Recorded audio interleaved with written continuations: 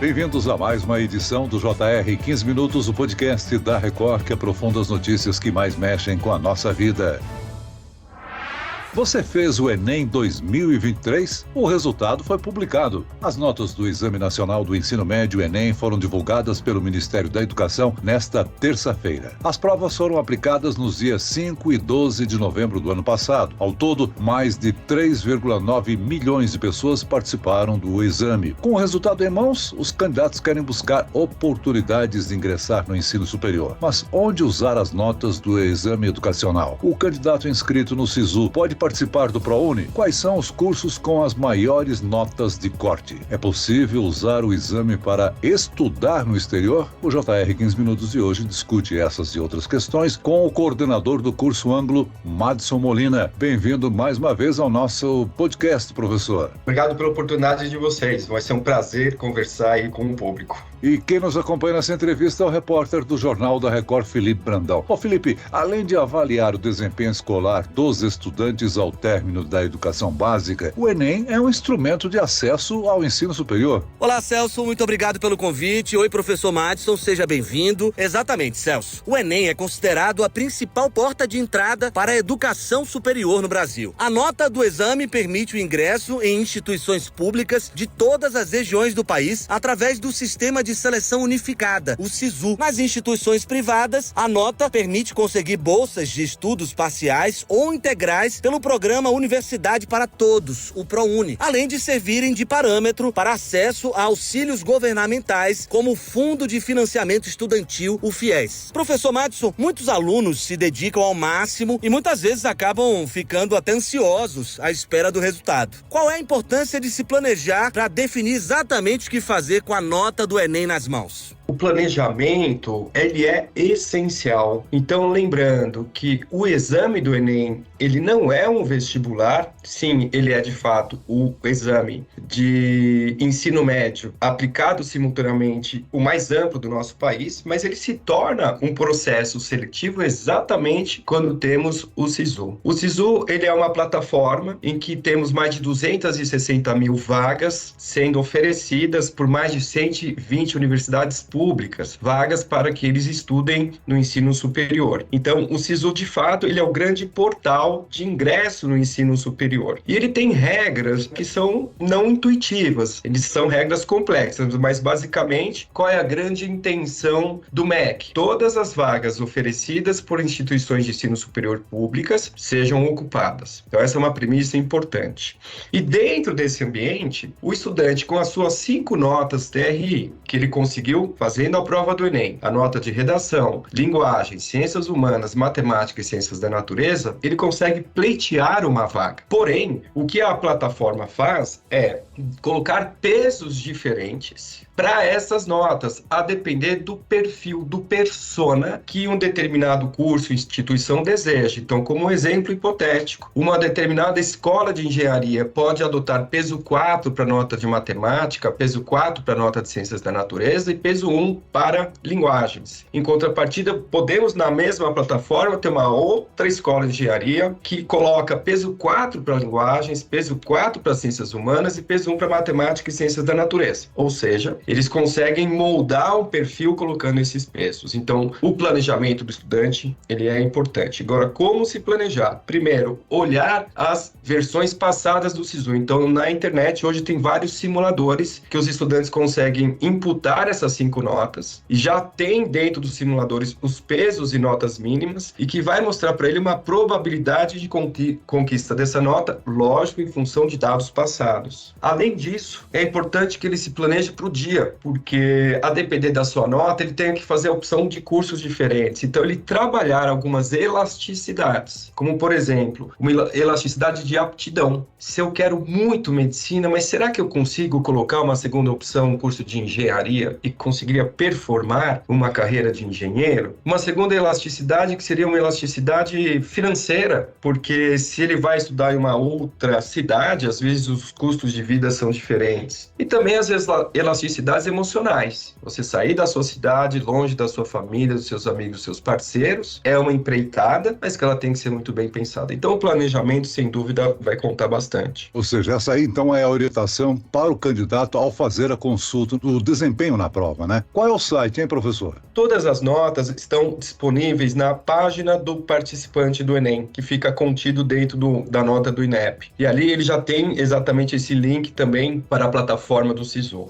Agora, o sistema de seleção unificada abre as suas inscrições em breve, né? Como é que o estudante pode fazer a inscrição? Cada instituição determina as suas notas mínimas e os pesos que vai adotar para as diferentes áreas do conhecimento, não é? Perfeito, Celso. Então, quando abre-se esse ambiente, naturalmente ele já tem as notas de todos os alunos que fizeram o Enem 2023 e ele pode escolher 2 cursos. Importante, a escolha, elas são independentes. Então, eu posso escolher como primeira opção na Universidade Federal de Pernambuco e como uma segunda opção, colocar engenharia na Universidade Federal do Rio de Janeiro. E ele passa a concorrer, pleitear vagas nesses 2 cursos. Mas qual é o ponto? Se a premissa do MEC é que todas as vagas sejam ocupadas e o papel moeda de cada estudante são as 5 notas TRI, 11 horas e 59 minutos do primeiro dia a plataforma fecha. Aí eles rodam essas listas de interessados com as notas respectivas e no dia seguinte, quando ele abrir a plataforma, ele vai olhar para a primeira e a segunda opção a sua posição. Por isso que é importante que ele faça um acompanhamento diário, porque nesse segundo dia pode ser que ele não passe numa primeira opção, mas esteja passando na segunda. E quando eu falo esteja passando, esse é um gerundismo que é muito utilizado mesmo, porque ainda a plataforma não fechou, não está consagrada a aprovação ou não. E aí ele pode movimentar as suas opções, de novo, com cursos independentes, instituições distintas. No segundo dia, 11 horas e 59 minutos, a plataforma fecha e eles fazem exatamente a mesma rodagem. Tudo isso para quê? Para que os interessados se acomodem nas vagas que os cursos destinaram para os alunos com o perfil que eles desenharam. Então, em 4, 5 dias, essa acomodação acontece. Nos dias finais, Celso, as flutuações elas são muito pequenas. O estudante também pode participar do programa Universidade para Todos, ProUni. Como funciona esse programa? E o que é levado em consideração na escolha dos beneficiados? Legal, eu costumo fazer uma analogia que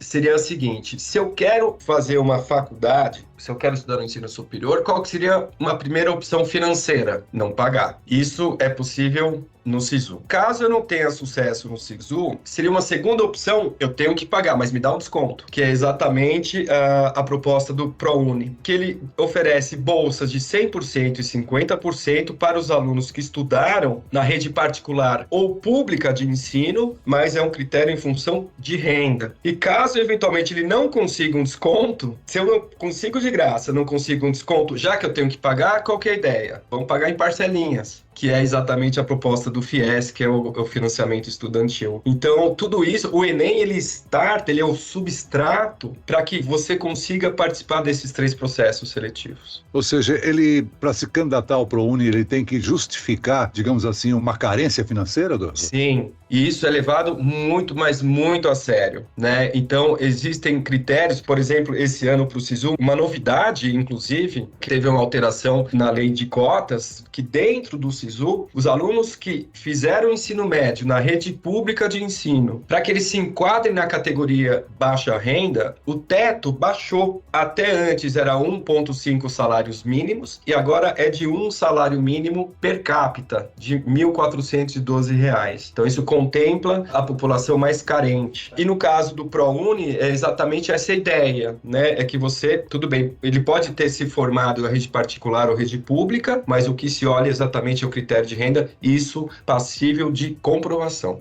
Professor, o estudante pode unir o ProUni com o financiamento do governo federal? É possível usar os 2 benefícios simultaneamente? Não pode. Tanto que a cadência dos eventos, eles acontecem exatamente para que eles sejam excludentes. Então, primeiro acontece o SISU, depois acontece o ProUni e depois acontece o FIES. Então, se ele não consegue vaga via SISU, a plataforma fechou, ele não participou de nenhuma lista de espera, aí ele entra no ProUni. Então, não tem como ter essa superposição. superposição. Além disso, o resultado do Enem também pode ser utilizado no Fundo de Financiamento Estudantil, o FIES. Professor, como que funciona esse outro programa de acesso ao ensino superior? Os critérios para que ele participe desse programa de financiamento, primeiro, também é ter feito o Enem 2023. Depois, dessas notas, eles vão olhar também para os alunos de baixa renda. Então, a depender da renda per capita familiar, ele consegue um financiamento com baixos juros, né? Eventualmente juros zeros, mas existe uma régua de juros que são colocados em função da renda familiar. E isso, naturalmente, seguindo também a premissa das notas do Enem. E, além disso, o resultado do Enem também pode ser utilizado no Fundo de Financiamento Estudantil, FIES, né?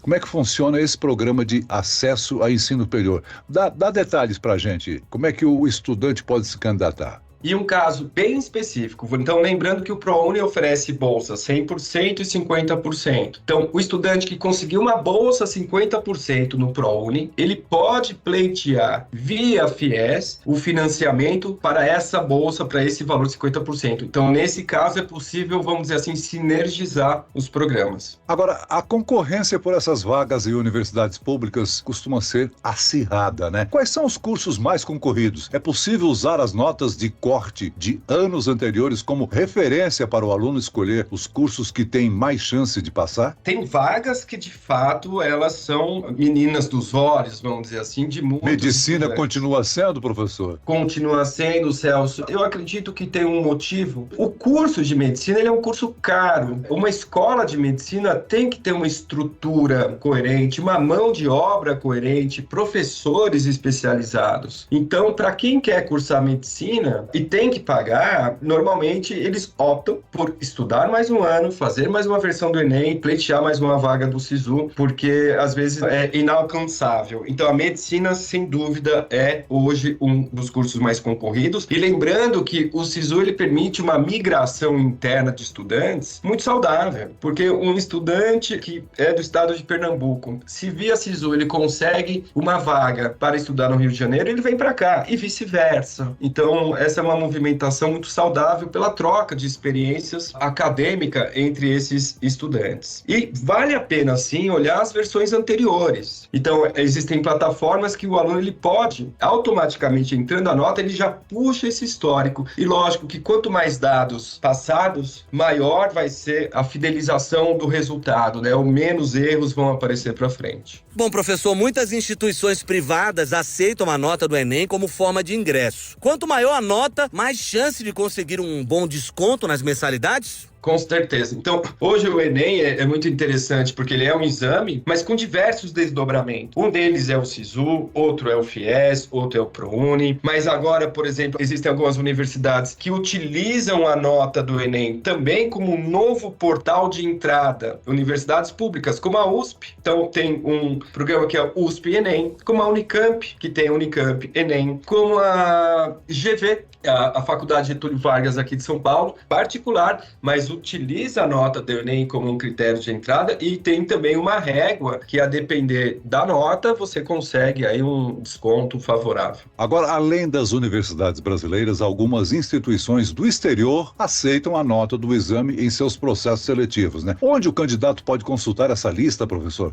E há algum programa de apoio aos alunos que decidem estudar fora do Brasil? Com a nota do Enem, sim, é possível pleitear vagas em algumas universidades estrangeiras, normalmente, ou em sua grande parte, universidades cuja língua nativa é o português. Então, em Portugal tem a Universidade de Lisboa, a Universidade de Coimbra, que aceitam a nota do Enem, ou integral ou parcialmente, como um critério de entrada. E dentro desse contexto também, há programas federais em que o aluno pode investigar se há algum suporte financeiro para que a sua jornada universitária ela aconteça com muita segurança. Há um local onde ele pode consultar essa lista, professor? Também no site do INEP ele pode investigar e encontrar exatamente esses caminhos. No Brasil, as universidades públicas têm moradias universitárias e outros auxílios. Que critérios são usados para concorrer a essas vagas, professor? O grande critério ele é um critério social, né? Então, eles fazem entrevistas individuais para entender as necessidades, a realidade social de cada estudante. Depois disso, naturalmente, eles colocam numa fila e dão prioridade, naturalmente, a quem mais precisa. Muito bem, nós chegamos ao fim desta edição do 15 Minutos. Eu quero aqui agradecer a participação e as informações do coordenador do curso Anglo, Madson Molina. Obrigado, professor. Celso, muito obrigado a você e espero que essa conversa tenha sido muito útil aos estudantes que estão aí sonhando já nesse ano em estudar no ensino superior. Muito obrigado. E agradeço também a presença do repórter do Jornal da Record, Felipe Brandão. Obrigado, Felipe. Muito obrigado, Celso. Agradeço também a participação do professor Madson. Esse podcast contou com a produção de David Bezerra e dos estagiários Fernando Russo e Isabela Santos. Sonoplastia de Marcos Vinícius, coordenação de conteúdo, Edivaldo Nunes e Deni Almeida. Direção editorial, Tiago Contreira. Vice-presidente de jornalismo, Antônio Guerreiro. Você pode acompanhar o JR 15 Minutos no portal r7.com, nas redes sociais do Jornal da Record e nas principais plataformas de streaming. Eu, Celso Freitas, te aguardo no próximo episódio. Até amanhã.